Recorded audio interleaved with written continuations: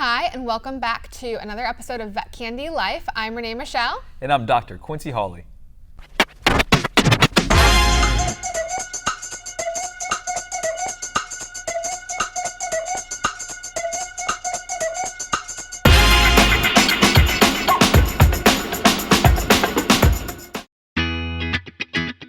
Are you looking for your dream job? Don't let this one pass you by. You can have it all with this amazing job. Enjoy the quiet New England lifestyle, complete with beautiful mountains and lakes while living 50 miles north of Boston. All while working for one of the largest privately owned hospitals in the area, the 24/7 emergency and referral hospital plus a general veterinary practice, offering a superior salary and benefit package, a generous signing bonus, mentorship opportunities, plus a friendly atmosphere. Want to learn more about this job or learn about other opportunities? Check out VetProCentral.com for more information. We are in the dream job finding business.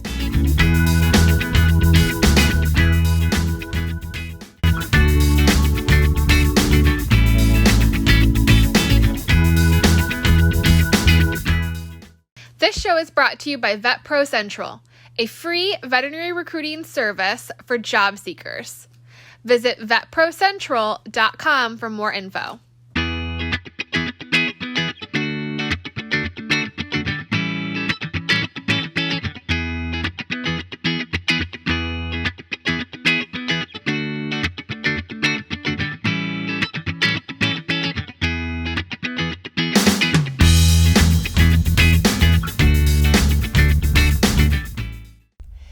And you know what's come up for me recently, a lot lately, is a conversation around a healthy relationship with food. Okay. So that encompasses our behaviors, eating disorders, misconceptions about food, what is healthy eating, what is clean eating, things like that. Does that come up for you often? Well, I'm from the South. Okay. There's no such thing, okay? Not when I was growing up, at least. So fried food, fatty food, fast food, junk food, all the different types of foods, fried rabbit, fried deer, fried chicken, fry it up, right? Fried chicken livers. I love fried food, but I know that people really do have some serious challenges with food, and so I'm looking forward to this discussion. I agree with you because, one of the misconceptions is that eating disorders only pertain to those individuals who are medically diagnosed as being underweight, but that's not actually the case. Really? Yes. Okay, further explain. There's other, you can be someone who manages an eating disorder or struggles with an eating disorder and not actually be medically diagnosed as being underweight. So, Okay. sometimes, if you watch Lifetime movies and things like that, Gotcha. what's pictured is, very thin. Gotcha. So you can be overweight and have an eating disorder or underweight and have an eating disorder, is that right? Or average, right? Or whatever, average? Because the medical standards for being underweight, overweight, obese, morbidly obese, those numbers are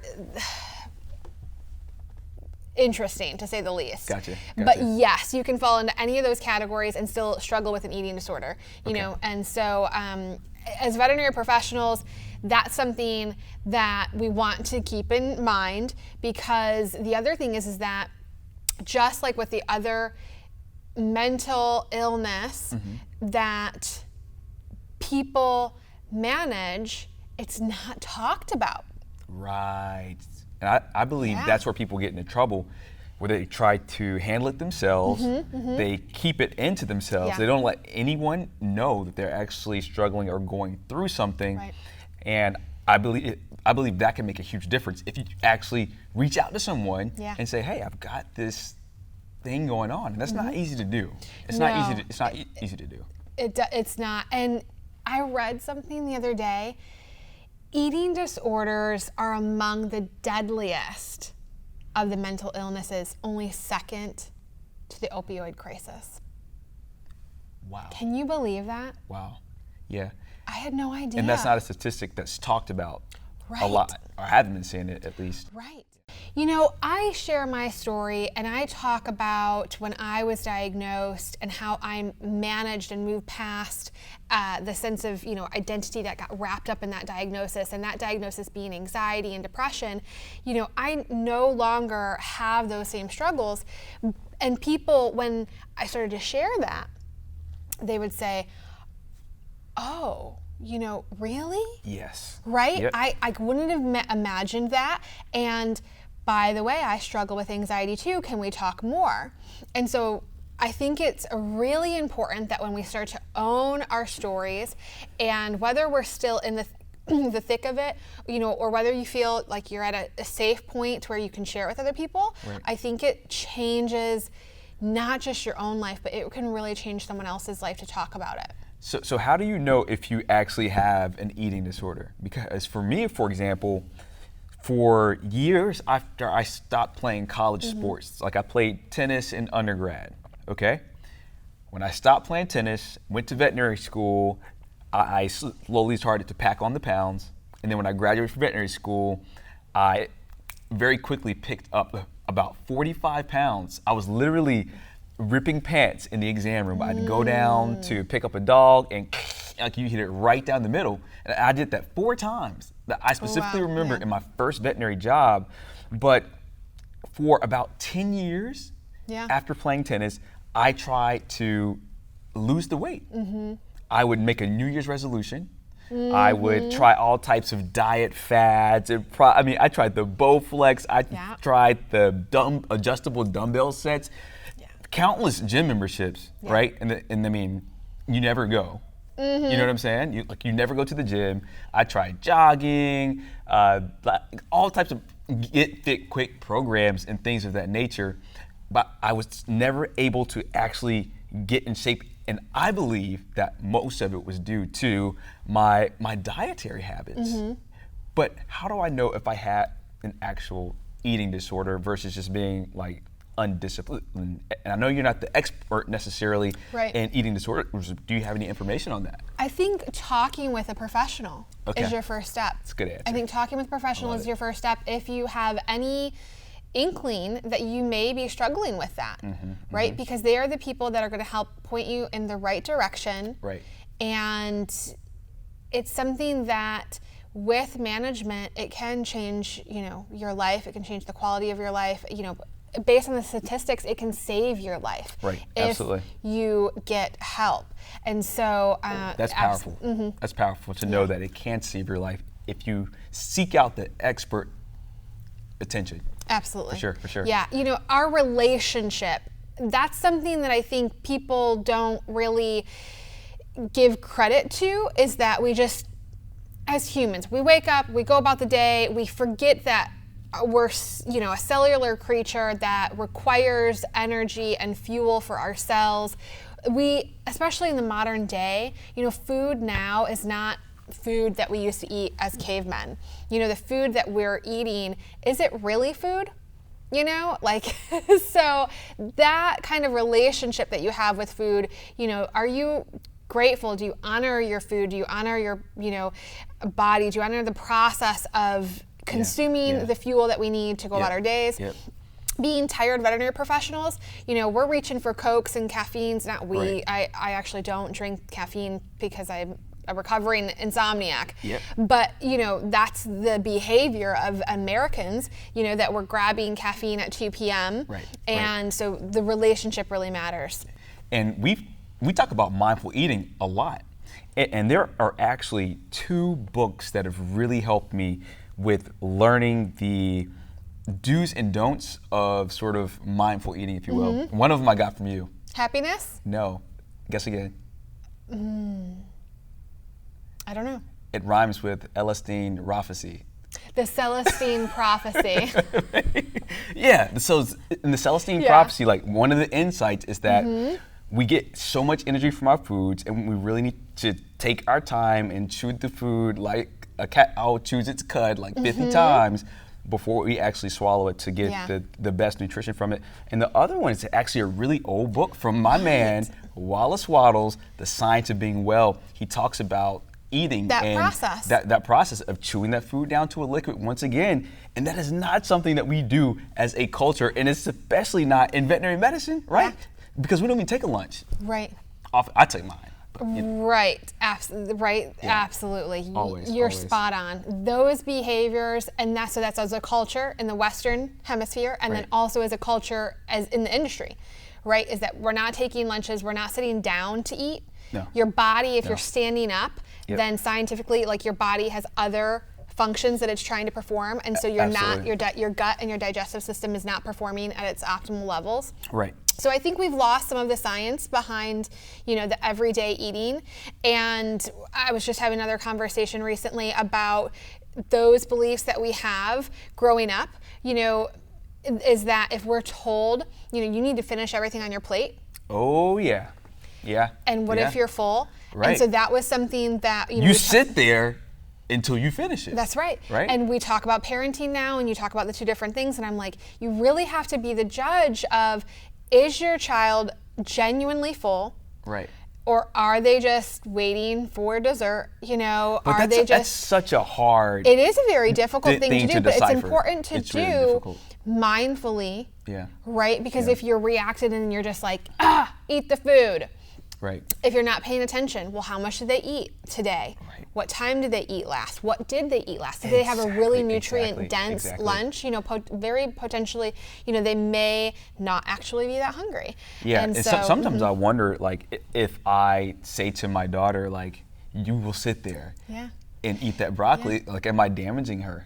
Well, like, that's a legitimate concern, Right, Because right. So it's what if good she to pay really attention. doesn't want that? Right, it's You really know? good just to pay attention. Right. And I remember my parents used to make me sit there and like eat vegetables that to this day I hate them. Peas and butter beans. I could never stomach them down. Like, there's something about the taste of a pea is really nasty. And it's like it makes me vomit. Oh. And they would sit there and make me. Right, yeah. Yeah. I love my parents. Yeah. I love my parents. I lot. remember being sad at the dinner table, by myself, because I was taking Your too parents much like leave you time. there, right? And walk off. Yeah. But now I'm a parent and Yeah. I'm in it, and my 9-year-old takes a long time, certain days, to eat a very reasonable portion of food, and so it's a challenge. But it's something that, as we talk about it, as we have these conversations, you can think to yourself, oh, well, I wonder if she is hitting a growth spurt and she doesn't want to eat. Or, oh my, does she not really like the broccoli? Right. And, just having the conversations, bringing it back into our lives on a daily norm, I think that's really important. Absolutely. And before we switch off of the kid thing, so if your kids could eat an entire bag of cheese doodles puffs, they could probably eat the broccoli as well. That's the way I look at it. Because Kaden, she will literally leave her food there. I'll go upstairs, I'll come back downstairs, and a bag of snacks will be destroyed. And so now I'm like, yo, you will eat that broccoli. So that's really important. So when we're talking about eating disorders and that relationship with food, we have to recognize that there are brain chemicals. There's a connection to our brain and gut. And what is that food serving? What purpose is that food serving? Right. When they go, and maybe are they eating on their own in their room? Is that a behavior that we need to address? It might not be a problem, right? Yeah. But Yeah. shedding some light on it, examining what's going on in the house. Is there something, does she not feel safe eating at the table? Does she prefer to eat by herself? Just Or is she just bad 5-year-old? It could be the answer, because maybe about 2 weeks ago, I came downstairs. We had ice cream. I bought ice cream, the little popsicles, the orange ones. Okay. It's like a orange on the push-up? outside. No, it's orange on the outside and ice cream on the inside. Is that like and a so creamsicle? I'm upstairs doing like a Zoom meeting. Is that a creamsicle? And I think so. Okay. I think so. Because it matters. Does it? No. Okay. Well, I told her, she said, Daddy, can I have some ice cream? Sure, go for it. Go ahead, have some ice cream. Just get out of my room so I can finish my meeting. I go downstairs, she has ripped through 4 creamsicle pops. Ooh! And has given one to my 2-year-old. So. And almost lost it. Almost lost it, but being mindful, I meditated. Don't kill your kid. Don't kill your kid. And it was okay. It was okay. I did yell at her quite a bit, but did you own any of that? Did you own any of that? Well, why would I do that? I feel like that is a 50% ownership. And here's why. Because you can only expect so much from a 5-year-old. But she knows better. Yes, but you've got to, think about, I think you should own at least 25%, if not 50. 5. I'll take 5 because, when I came downstairs, she was acting weird. You know what I'm saying? You don't say. She knew. She did something wrong. She all hopped up on ice cream and creamsicles. No, she's just standing there like. Yeah. I'm like, what did you do? What did you do? And I knew something had been done. And I was right. I can just go downstairs and look around. Like, what's out of place? Yeah. Yeah. You get this feeling something's weird has happened here. Okay, I want to talk about body image really quickly because I really believe it's an important part of this healthy relationship with foods discussion is your body image. And I personally and honestly believe that many people struggle with weight loss and the depression that comes with looking in the mirror and not liking what you see because they have just a body image problem as opposed to anything else. And they believe that through eating salads all day, grilled chicken salads for the rest of their lives, or drinking smoothies for the rest of their lives, or working out 3 times a day for the rest of their lives, they can improve like their actual self-esteem. And that's, it's a little bit backwards. You have to be comfortable with what you see in the mirror today, right now, and then begin your journey. Yeah. And not shame yourself for what you created. You have 2 really good points there, because that diet that you had mentioned, like salads and smoothies, it may not work. So that's where I think we get it wrong, is that there's a blanket statement over diets for the American population. My brother and I are both obviously cut from the same cloth, but we have a drastically different genetic makeup. And what works for me does not work for him. Okay. And so I'm going to, just leave it at that. But I think that's really important that you need to find what works for you. Like raw foods for me are not ideal to eat in excess.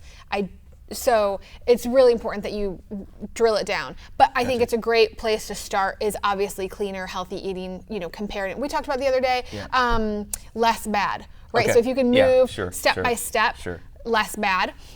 And then the other thing is that self-love, the body image. As a female, growing up, I remember having thoughts around my body shape.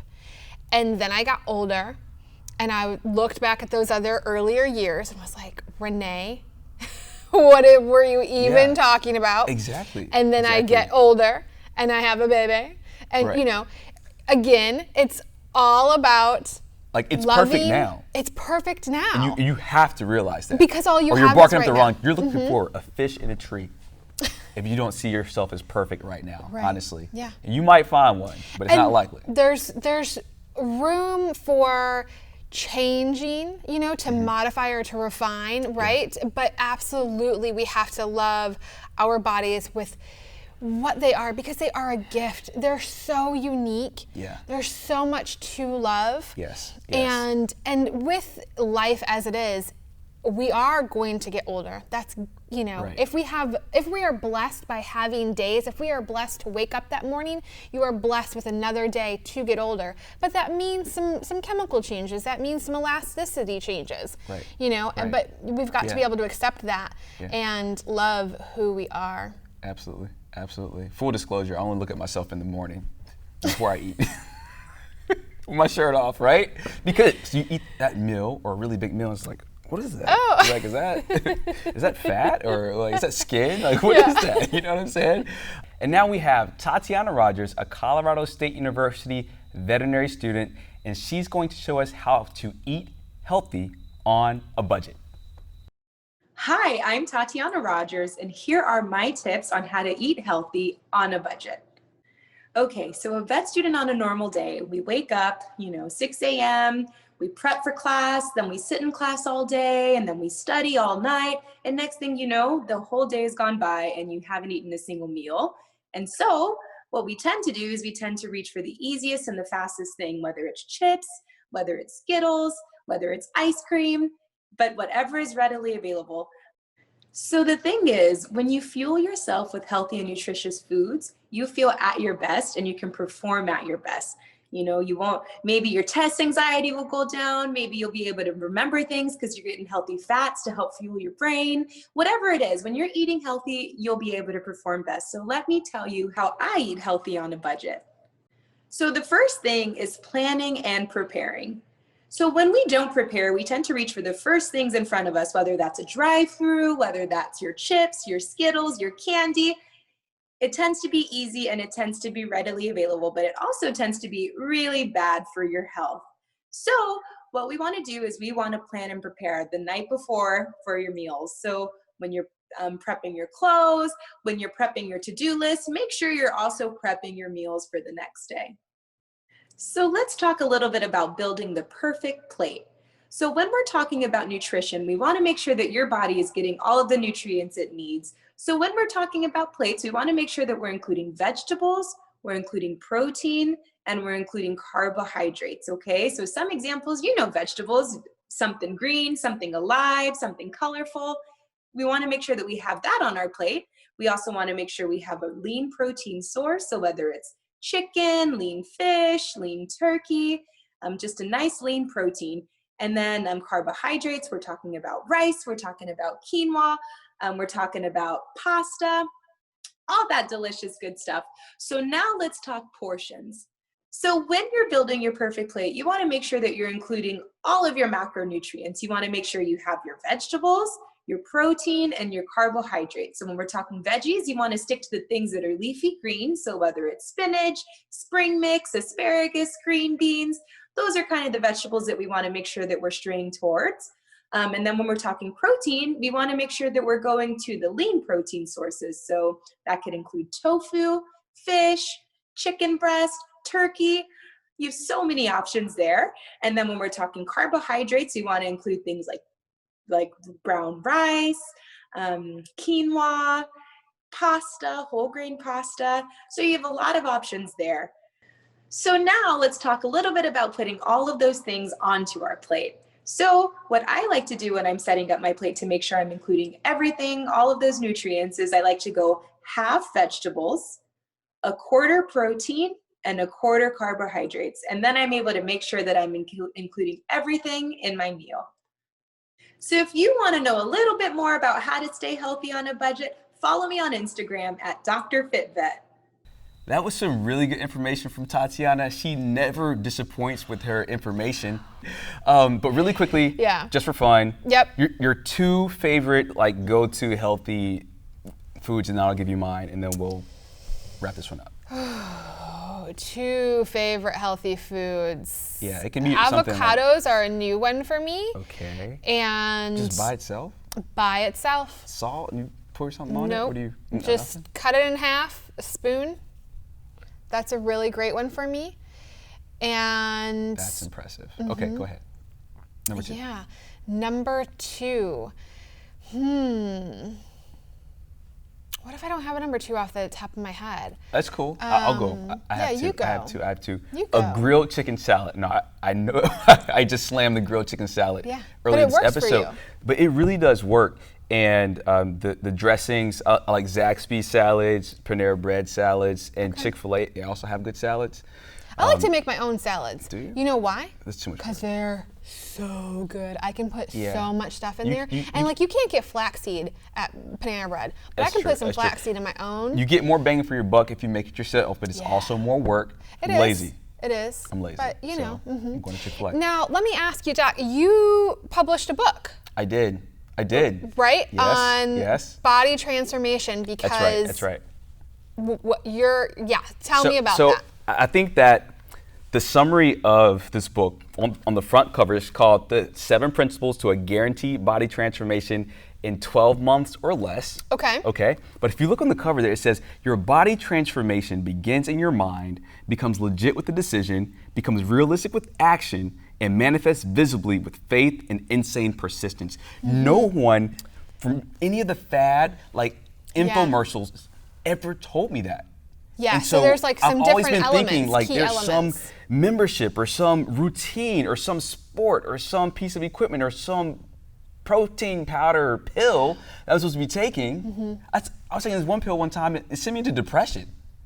Oh, wow. I was literally just sitting in vet school in class, I just started crying. There was nothing wrong. I just started crying and I got up and just left. And I told my wife, and she was like, maybe it's those pills you're taking. Ooh. You know what I'm saying? But a lot of people try these get fit quick things, and they're not always healthy. Or safe. And they rarely work. Right. Most importantly, they rarely work. But the 7 principles, I don't tell you like what foods to eat. I don't tell you what exercise to do. It's all about the mindset. Okay. Because the mindset will get you to wherever you want to go. All and you can right. click that link and go over to Get Motivated University and get this book, a digital version for free. Cool. Yes. Hi, welcome to Cooking with Kate on Vet Candy.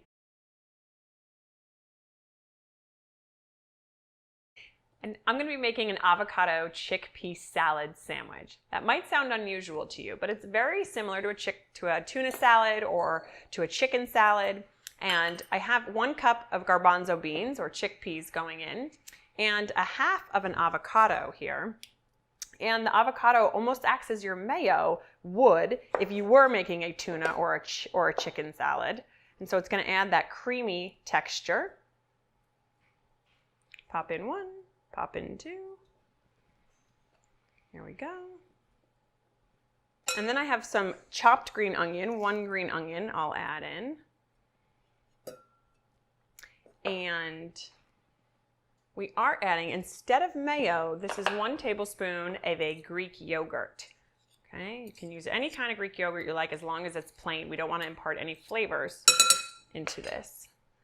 And I also have a little bit of lime juice, some fresh squeezed lime juice. About a half teaspoon will go right on top. And now I'm taking some cilantro, sprinkling up some chopped cilantro to add a little bit more flavor, almost a Southwest flavor with the cilantro. And now you can actually just use a fork and mash this all together. Every single garbanzo bean doesn't need to be fully mashed. You can have a little bit of texture in there. So I'll take the avocado chickpea salad and add it right to the bread, or you could add it to a cracker if you wanted to make it more of a snack item, but I prefer to add it to bread and make it a lunch dish. And the flavor will really, really come out. You can even toast the bread if you wanted, because the texture here is a little soft, and so on the nice toasted bread could be a nice texture change. I think it needs a little bit of salt. We'll add some on, right on top. There we go. And if you prefer to leave the salt out, go right for it. I'm gonna close up my sandwich here.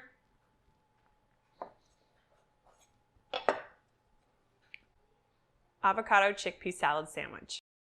That looked delicious. It did. Oh my Yeah. gosh. I want some. Yeah, that was a great segment. I really appreciate any ideas for healthy snacks. Heck yeah. Because sometimes things get redundant. Oh, for sure. Yeah. For sure. Well, with that being said, this has been a really good conversation. And enjoyed hopefully it. the viewers have really found Resonated. value in this. Yeah, there's a lot of value here. Yeah. So we covered some really important topics today. Yes, and I'm so yes. glad that you guys joined us for another episode. If you guys have questions, let us know in the comments. And don't forget to follow us on social at MyVetCandy. And please subscribe to this YouTube channel.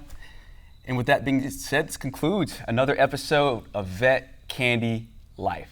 Thanks for tuning in.